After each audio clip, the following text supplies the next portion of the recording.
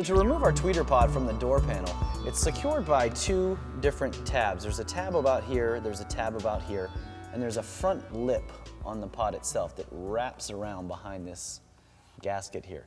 So the way we remove this, we actually pull down, so we're going to pull the whole pod down and off. And then you can see back here, there's just a little tab here, a little tab here, and you can see this lip here. This lip is actually what hooks around this gasket here. So as we're pulling down, we're pulling in. It's very straightforward. Tweeter pod's off. We're going to take this up to the workspace, upgrade the tweeter, and get this door back together. So to access our tweeter, the first thing we need to do is to remove the foam little backing here. It's very straightforward. It pulls right out.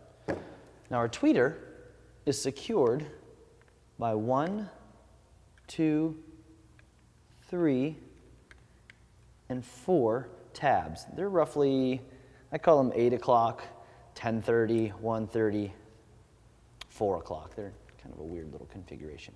So essentially all we're going to do is, using one of our straight picks, we're going to just pry these little tabs out. So it's very easy to do this. Pry, pry, pry on all 4 of them. And then the tweeter's just going to come right out. Factory tweeter pops right out. Easy, easy, easy. So now we'll take our front tweeter, a new BSW, 25mm tweets, and they simply snap right in. The first thing we're going to do actually here, this is kind of an early production run. I'm going to bend those down just a smidge. The new tweeter, as you can see, is a beautiful machined aluminum housing, silk dome, plug-and-play connectors. It's just a flawless, flawless driver. It snaps right in, replacing the factory tweeter perfectly. Simply line it up, snaps in, just like so. With the tweeter in, we take our phone, snap it right back in. We take our tweeter back over to the door, and we start the party. So let's join you guys back at the door panel for the tweeter pod reinstallation, as well as the door panel installation, and finish up this stage 1 upgrade. So as we're reinstalling our tweeter pod, again, take note of the little tabs here. These are the tabs that secure the pod on the inside, whereas the lip here secures it on the outside. So again, we have to kind of start with the lip, because that's the trick. So we're going to take the lip here. We hook the lip, kind of lift up, and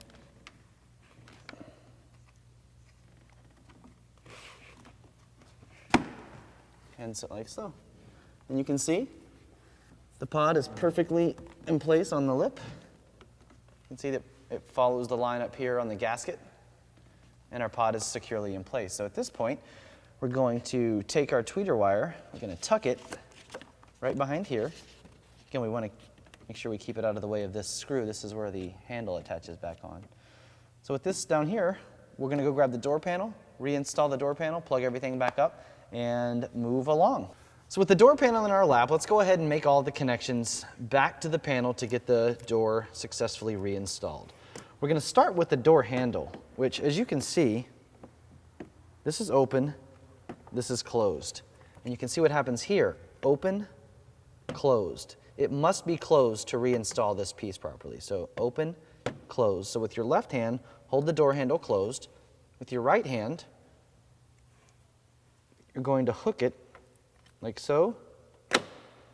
Very straightforward. We're going to just hook this guy right back down in here into his little guides. We'll now take our window switch, put it right through here. And at this point, we'll get the door lock switch roughly where it needs to be. That may move around a little bit, but don't worry about that. And the last thing we're going to do is plug in our tweeter in mid-range. So the tweeter, it's keyed to only go in one way, like so. Mid-range, one way as well. And we want to, there we go, you can kind of see, we want to move these to the side, like that. And then back here, we take the tweeter, or the door lock rather, fish it through the hole in the panel. And here's where we preliminarily align the panel. So you can see now, and remember, the last thing we did when we took the panel off was secure the top, was remove the top edge.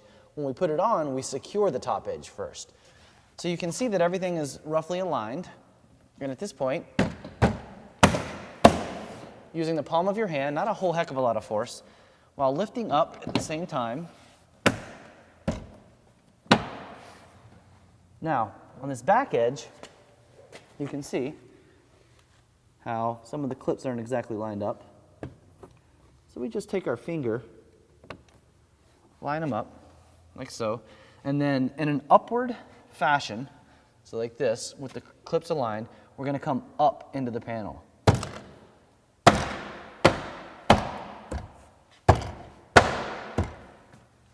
And then we run our finger around the bottom and outer edges to confirm that it's all flush, and we are good to go.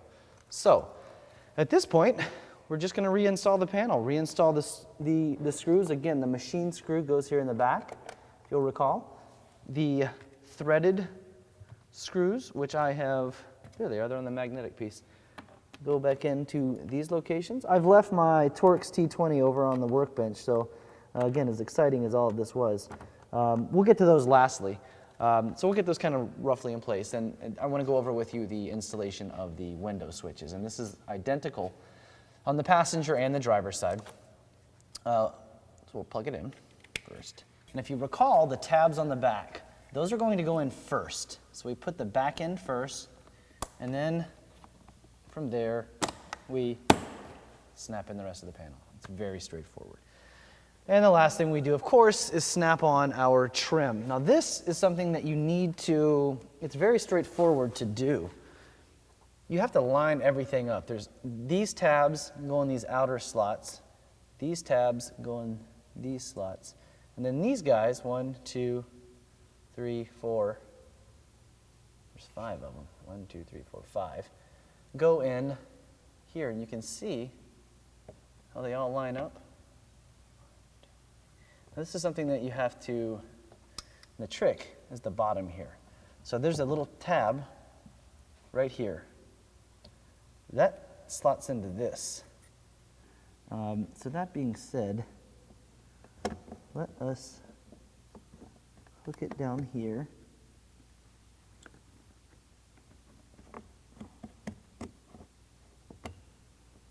As you can see, I've done this 40 times maybe, and I still have to think about it a little bit. Not much though.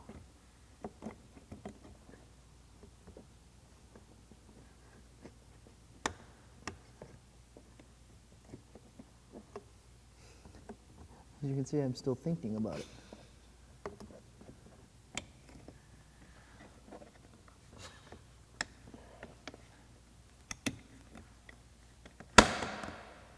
There we go.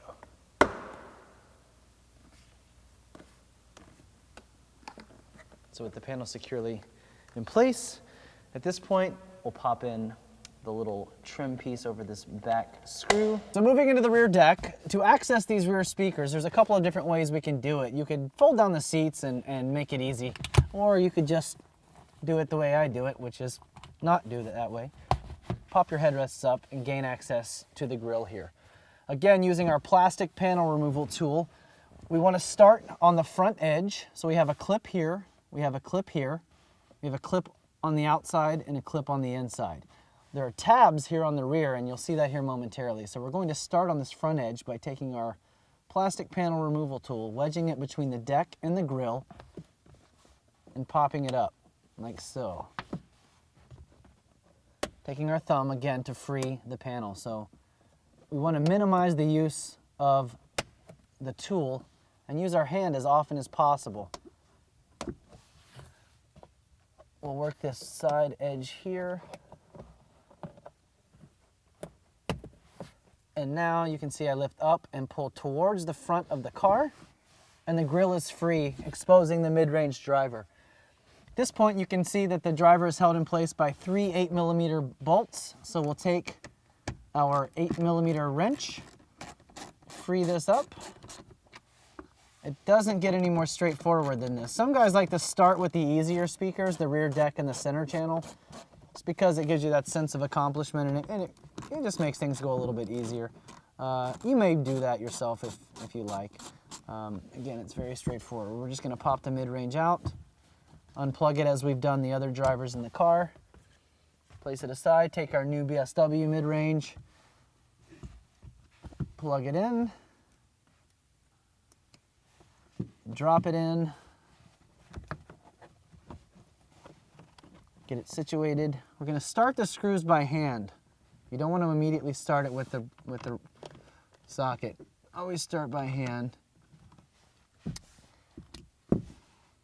Tighten it right back down. It really doesn't get much easier than these rear deck drivers. Take our, again, snug them up and then firm them once they've all been snugged. Voila. Our panel, again, we take our rear tabs towards the rear windshield, insert them in, firm, even pressure applied downwards, the grille is in place, and we've completed the rear deck. And we are done with our stage 1 install. So at this point, we're gonna hop into the cabin, go over a couple of quick tuning bits with you, and let you loose and enjoy the new system. So we've completed the stage 1. We're inside the car, we're jamming out. It sounds phenomenal. I'm gonna go over with you guys a couple of quick settings on your head unit. This is applicable to the 1 Series, the 3 Series, the 5 Series, any of the non-iDrive cars. We're gonna go into our bass and treble settings. So the first thing we're gonna do is access them. I set the bass at flat. I find it to be the most balanced that way. The woofers aren't overbearing, the mid-ranges aren't distorting. So by keeping the bass at flat, it's gonna optimize the sound quality in the vehicle. The treble, you can make a couple of adjustments. Again, +1, +2. +1 for me is ideal for the majority of the music that I'm listening to. But if you're listening to some older rock and roll or something that's a little bit hollow, you may want to make some adjustments to your treble. Your balance and fader, of course, you want to have them in the middle.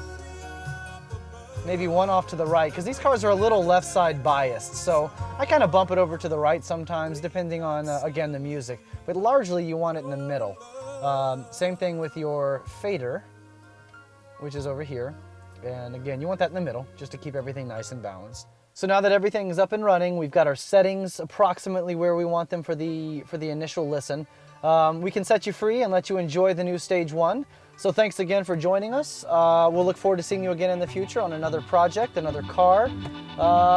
Again, thanks so much.